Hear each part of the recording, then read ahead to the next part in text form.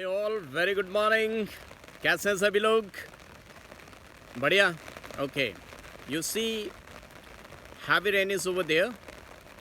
और मैंने आपसे यही कहना है कि आपको अगर रैंक लानी है, just like Mahak Arora, AIIMS all India third rank, Chaitanya Mittal, AIIMS all India fourth rank, इन बच्चों को हमेशा ही मैंने ये सिखाया कि बहुत हाई फाई चीज़ों के पीछे नहीं भागना है, आपको बहुत बेसिक्स पे कमांड करना है। अगर आपके बेसिक्स क्लियर हैं बच्चा लोग, तो आपकी रैंक कोई नहीं रोक सकता। आपके सीनियर्स बोलेंगे हिमांशु पांडे कर लो, MS चौहान कर लो, सोनियम अवस्थी की बुक लगा लो, वो अपनी जगह गलत नहीं है, क्योंकि उनके टाइम में एम्स का अलग पेपर होता था। हो सकता है आपका सीनियर IIT निकाला हो, उस समय अनलिमिटेड चांसेस होते थे, लेकिन आज का वक्त अलग है। आप किसी सीनियर से मत सुनिए, सिर्फ वो करिए जो कहलाती है स्मार्ट स्टडी। स्मार्ट स्टडी कहती है कि NCERT में whatever is given, go through it, उसको डिटेल में पढ़ें। कई बार आप क्वेश्चंस करते हैं, आपको लगता है बाय चांस गलत हो गया या बुक में गलती दी हुई है। No my dear students, nothing is given wrong in the book. आपका कहीं ना कहीं कोई कॉन्सेप्ट गड़बड़ा रहा है। उस एक क्वेश्चन के गलत होने के पीछे might be several type of reasons. हो सकता है बुक में भी गलती हो, तो उसके लिए आप पहले टीचर से क्लियर कर लें कि sir, I've seen this thing, it's given like this, but it's not matching with my mind, with my brain. So your teacher will let you know that whether it's given wrong in the book or it's correct. But teacher must be fantastic. Experienced teacher होना चाहिए। Actually क्या होता है, किसी नए teacher ने foreign writer की book से कुछ पढ़ लिया एक बुक से, और वो उसको पत्थर की लकीर मानता है। लेकिन अगर आपका टीचर एक्सपीरियंस्ड है, उसने कई बुक्स फॉरेन राइटर्स की पढ़ी होंगी और उसे पता होगा कि कहीं फॉरेन राइटर में ये दिया है, कहीं फॉरेन राइटर बुक में ये दिया हुआ है। फॉर एग्जांपल अगर मैं बोलूँ benzyl carbocation and tertiary butyl carbocation, तो आपके नीट के लिए आपको बेंजाइल टिक करना है, और IIT में ये क्वेश्चन आए तो they have to do what? Yes, tertiary butyl carbocation को टिक करना है उन्होंने।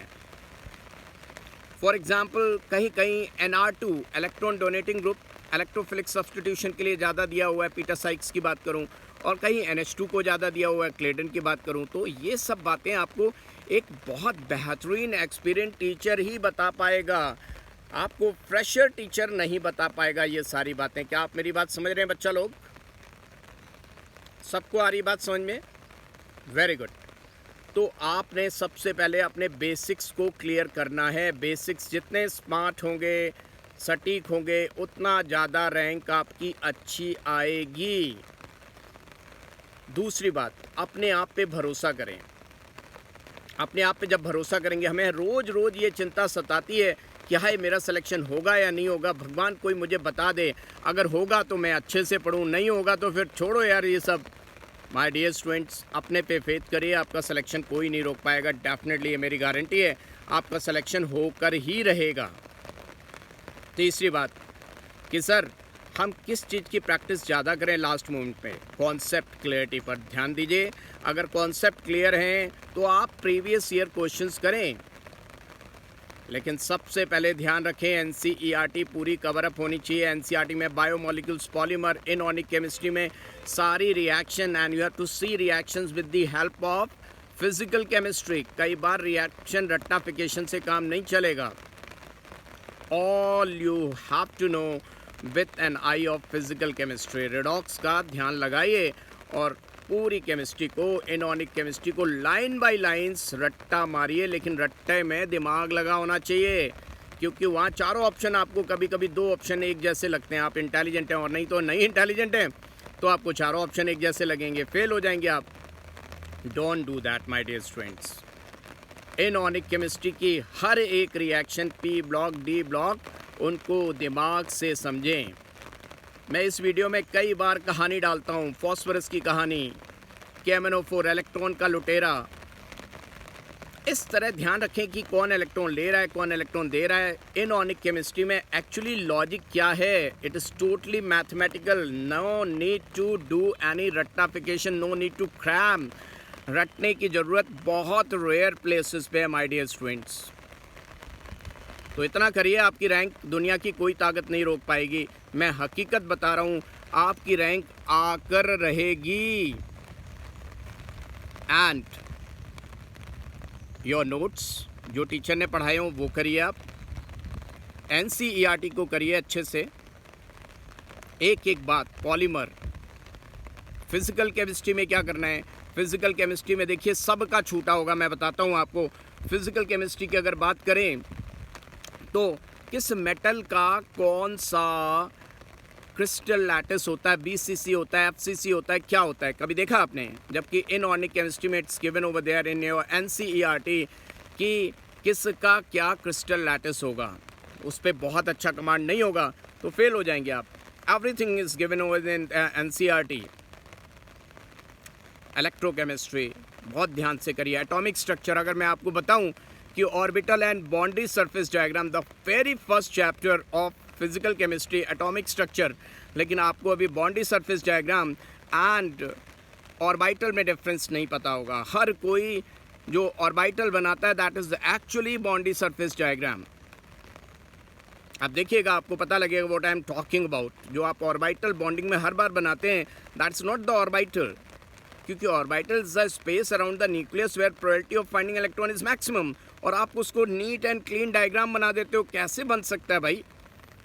बहुत छोटी छोटी बातें हैं, लेकिन यही छोटी बातों पे एग्जामिनर क्वेश्चन बनाएगा और आपको लगेगा oh my god, it was given in the NCERT and we have never seen like this. क्या आप मेरी बात समझ रहे हैं? आप देखिएगा, NCERT खोल कर देखिएगा, आपको पता लगेगा what actually I am talking about. NCERT में बहुत कुछ दिया हुआ है जिसको देखने की ज़रूरत है। NCERT को डिफरेंट एंगल से देखने की ज़रूरत है। आपको लगेगा अभी आपको NCERT नहीं आती, IUPAC आपको लगता है हमेशा आता है, लेकिन IUPAC की बहुत बेसिक्स हैं जो आपको नहीं आते। स्टीरियो केमिस्ट्री में आपने GI तो पढ़ लिया। अगर कोई पूछेगा what is the relation in between cis and trans, आप कहेंगे ओ दे आर GI। अरे भाई, उनका मॉलिक्यूलर फॉर्मूला सेम है कि नहीं है? कहीं वो स्ट्रक्चरल आइसोमर तो नहीं है? अगर मॉलिक्यूलर फॉर्मूला सेम नहीं है, how they can be GI?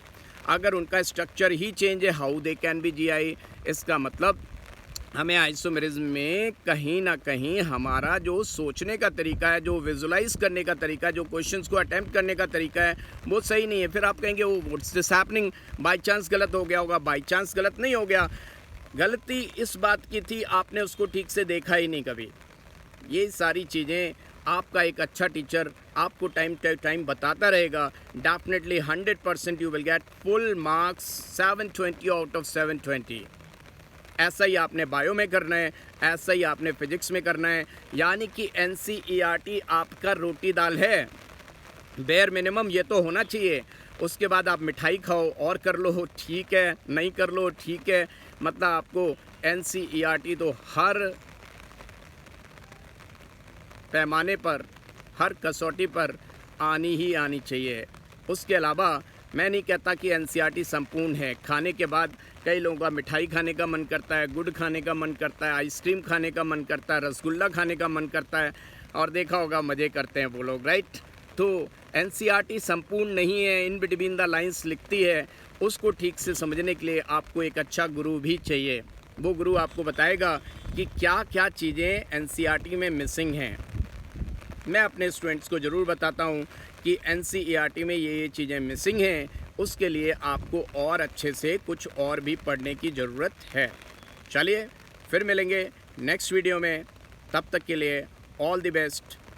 अपने आप पे भरोसा रखें, दुनिया की बातों में ना आएँ, सिर्फ अपने एक बहुत एक्सपर्ट गुरु से राय लें, क्योंकि वक्त बदल रहा है। प्रीवियस बच्चों के इंटरव्यूज़ देखकर अगर आप चलोगे तो आपको सफलता नहीं मिलेगी। जैसे वक्त बदल रहा है, जैसे पैटर्न बदल रहा है, उस पैटर्न को ठीक से समझाने के लिए एक अच्छा गुरु चाहिए, राइट? All the best. आपके भविष्य की, उज्जवल भविष्य की कामना करता हूँ, और आपने जितना मुझे प्यार दिया है, आपके ही कारण मैं एग्जिस्ट करता हूँ। देखिए, इस बारिश में अम्ब्रेला लेके खड़ा हूँ और ये वीडियो बना रहा हूँ क्योंकि मुझे आपकी याद सताती है। आपकी जो एनर्जी है, आपके इतने अच्छे कमेंट्स हैं, आप मेरे का जो प्यार है मेरे लिए, वो ये करने पे मजबूर करता है। घर से निकला हूँ टमाटर लेने के लिए, घर वाले भी कहते हैं, कहाँ जा रहे हो भाई, कि वीडियो तो नहीं बना रहे हो? हमारे लिए तो तुम्हारे पास टाइम है नहीं। तो घर से निकला हूँ टमाटर लेने और पार्क में आके वीडियो बना दिया क्योंकि आपकी याद आ रही थी, आपका इतना प्यार यहाँ तक खींच लाया, और अम्ब्रेला लेके खड़ा हूँ कि आपको कुछ गाइड कर दूँ, सच्ची राय दे दूँ, बिना किसी स्वार्थ के, निस्वार्थ भावना से। मुझे नहीं चाहिए कि बहुत ज़्यादा सब्सक्राइबर्स आएँ, बहुत ज़्यादा व्यूअर्स आएँ, बहुत ज़्यादा लाइक्स आएँ। आपको अगर फ़ायदा होता है तो दूसरों की मदद करिए। हर बच्चा 3 बच्चों तक मेरा मैसेज पहुंचाए अगर आपको लगता है मैंने दिल से बात की और सच्ची बात की है, नहीं तो फिर कोई बात नहीं। ओके, ध्यान दीजिए कॉन्सेप्ट क्लियरिटी पे। क्वेश्चन इसलिए हम करते हैं कि हमारा कॉन्सेप्ट क्लियर है या नहीं है, ये जानने के लिए। बच्चा क्या करता है, एक दिन में 3 घंटे का टाइम सेट करके मैं इतने क्वेश्चंस लगाऊंगा तो मेरी रैंक आ जाएगी। नहीं बच्चा, questions are just to clear कि आपका कॉन्सेप्ट क्लियर है कि नहीं है। और कॉन्सेप्ट क्लियरिटी होगी तो एक्यूरेसी, और एक्यूरेसी होगी तो स्पीड अपने आप आ जाएगी। बच्चा स्पीड से एक्यूरेसी बनाने की कोशिश करता है, जो कभी भी पॉसिबल नहीं है। एक्यूरेसी होगी तो स्पीड ऑटोमेटिकली बनेगी, बच्चा अपने आप एक्यूरेसी आएगी। Okay, all the best.